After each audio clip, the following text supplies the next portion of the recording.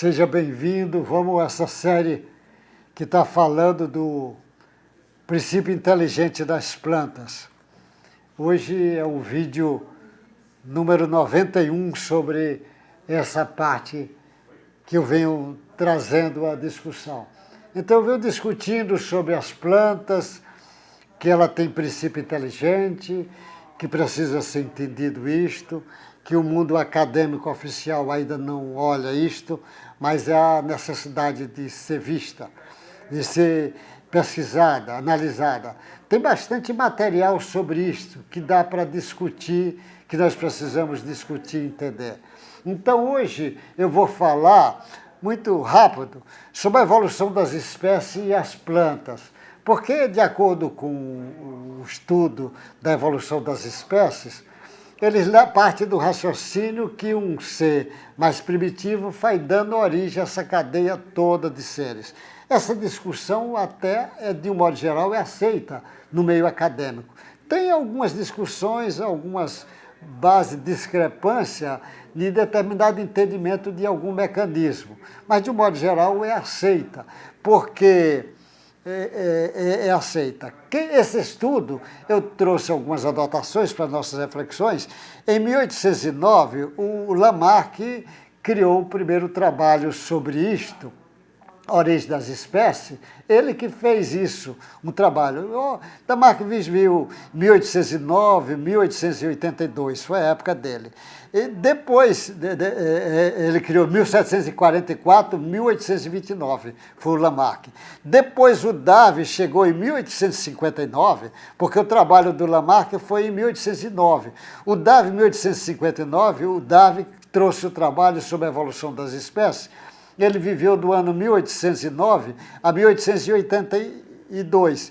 O Davy trouxe esse trabalho, e esse trabalho é mais ou menos aceito pela grande maioria dos mestres desta área, que estuda o desenvolvimento evolutivo dos seres viventes, não só das plantas, mas de todos os seres viventes. Mas o que muitas vezes não dão destaque é que o Alfred Wallace, lançou o trabalho junto do Davy, no mesmo dia.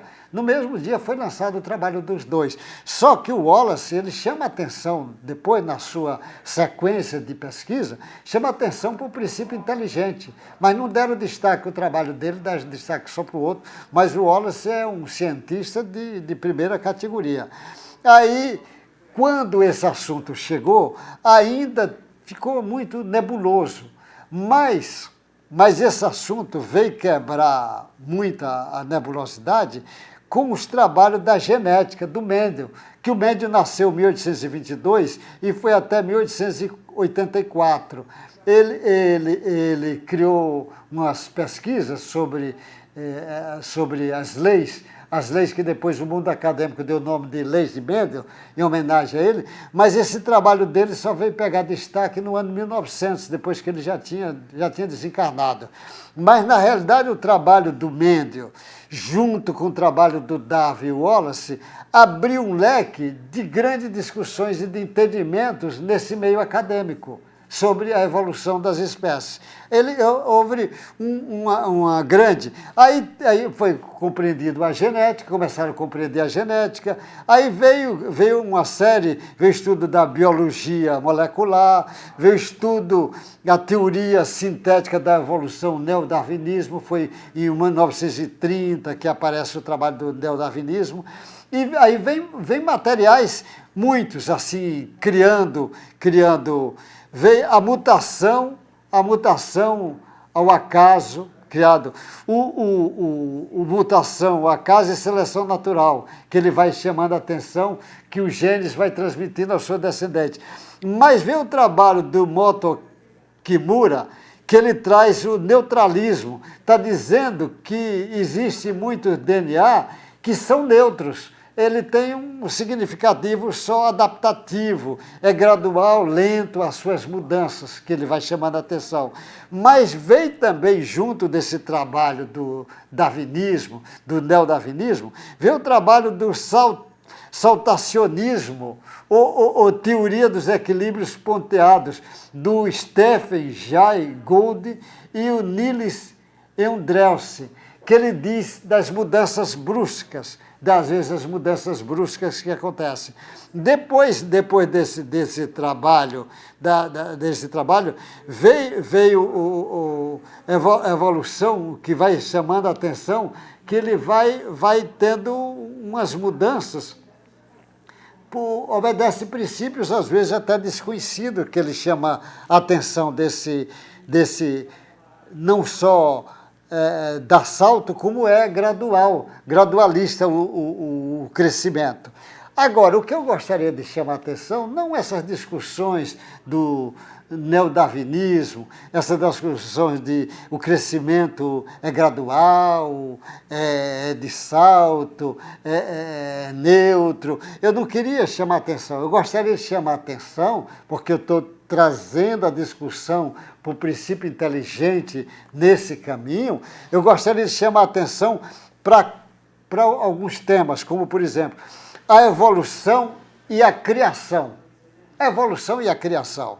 Em primeiro lugar, para que a evolução aconteça, antes de tudo, existe que entidades e leis básicas possam servir como base de evolução.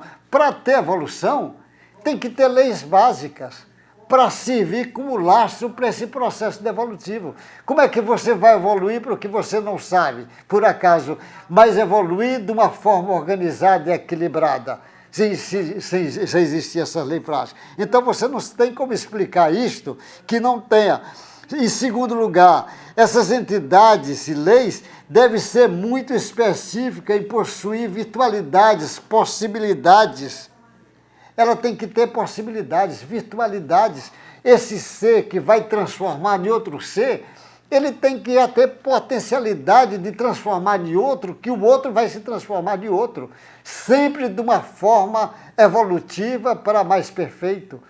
Sempre na direção de buscar a perfeição. A evolução, o nome está chamando de evolução.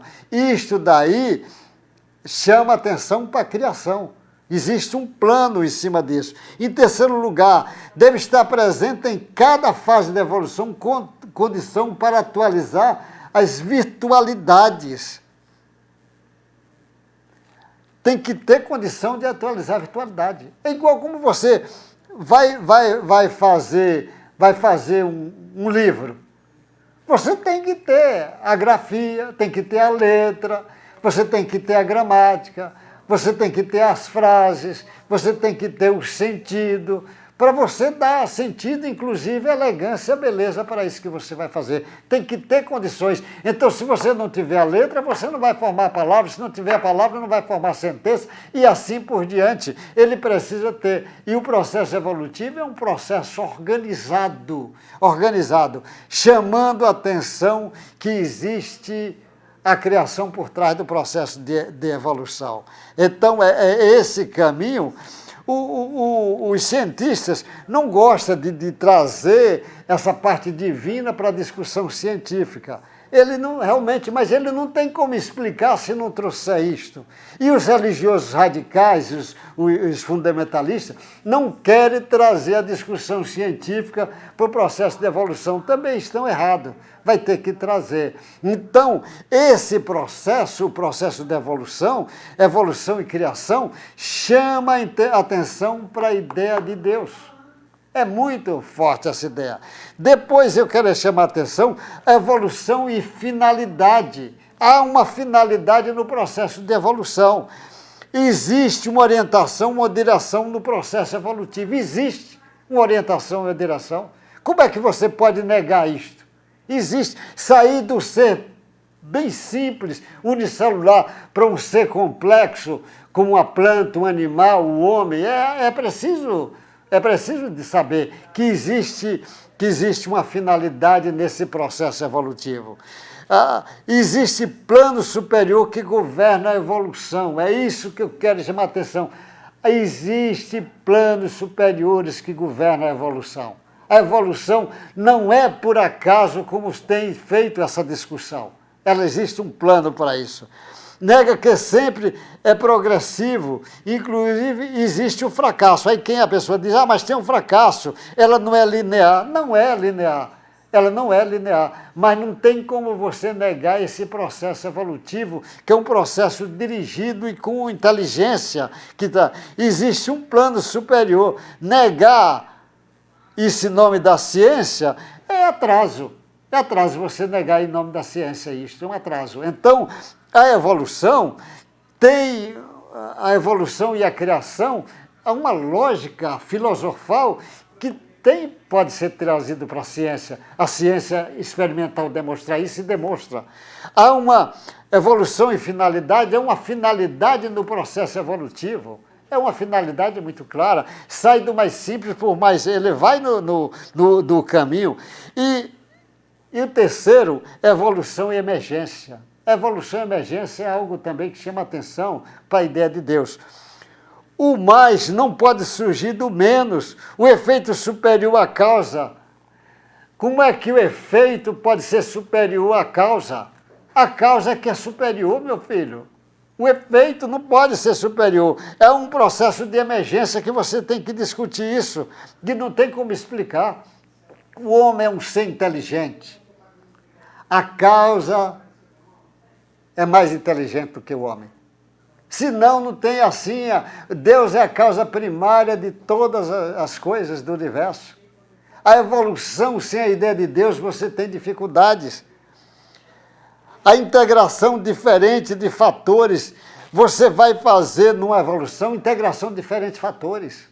Do átomo, lá das partículas, do átomo, da molécula, você vai crescendo das moléculas, você vai pegando dos órgãos, do sistema, do ser vivente, há toda uma integração físico-química, mas há uma integração biológica nesse caminho. Você vai entendendo a genética, os genes, as mutações, a evolução, vai formando uma complexidade imensa que não tem como você entender isto se você não trouxer uma compreensão de Deus para essa discussão.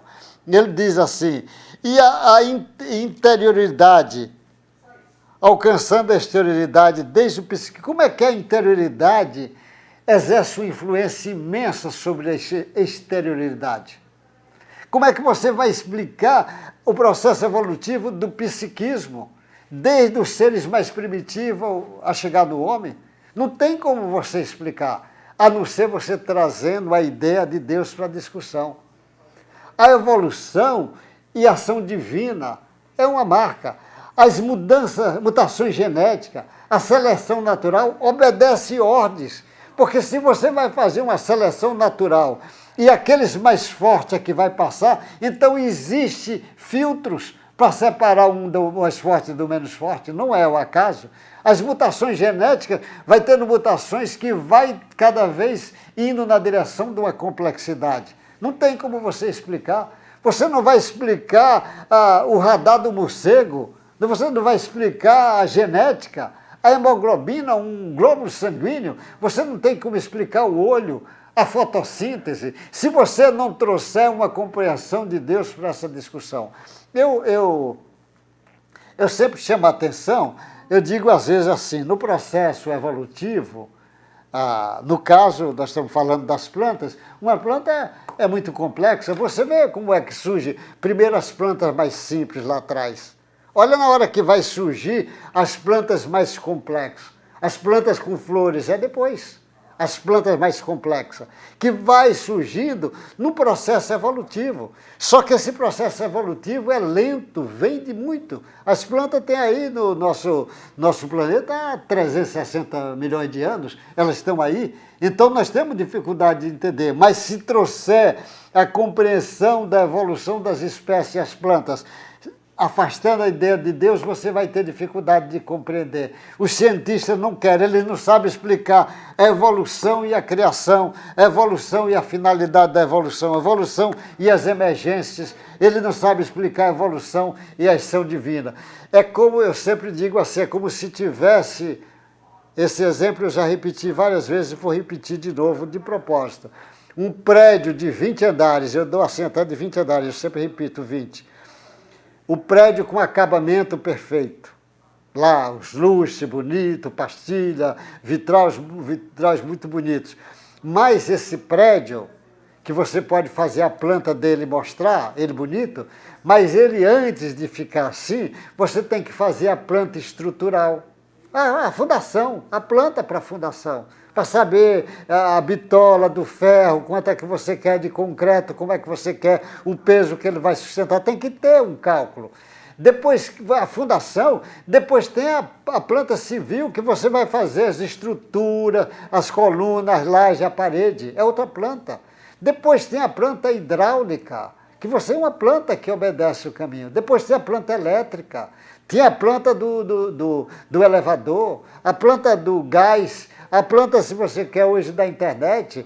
Você no final é que vai ter esse acabamento. Você não vai poder botar luz antes de fazer essa sequência. Então esse processo evolutivo começa quando o princípio inteligente, que eu chamei a atenção disso aqui nas nossas caminhadas, que esse princípio inteligente vai se unir com o princípio material.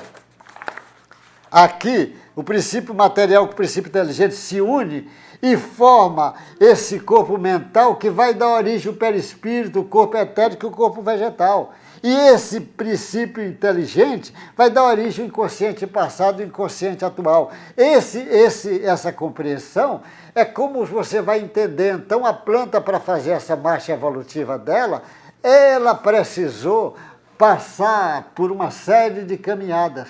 Ela precisou formar o seu corpo etérico, o seu corpo somático, o perispírito, o corpo mental. Ela precisou de uma série de coisas. Agora, há uma conexão, uma interface entre esse consciente puro e a planta. Tem muitos filtros para ser discutido, para ser integrado. Tem algumas provas que nós já podemos discutir sobre isso. Então, a discussão da evolução passa, a discussão da evolução dos vegetais passa pela discussão da ideia de Deus.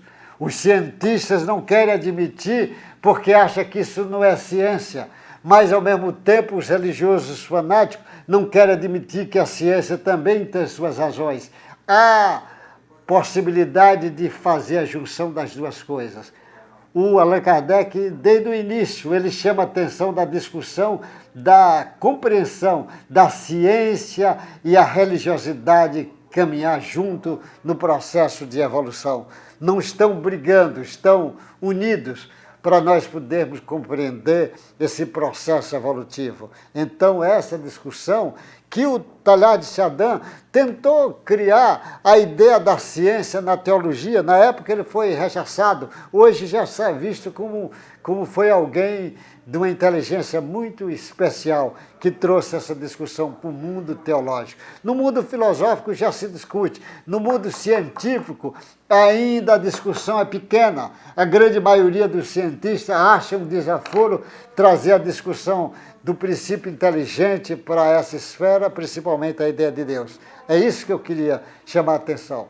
Olha, meu irmão, até o próximo encontro nosso, que nós vamos voltar a discutir esse tema que é o princípio inteligente das plantas. Até o próximo encontro. Deus te guarde. Uma boa sorte, meu irmão.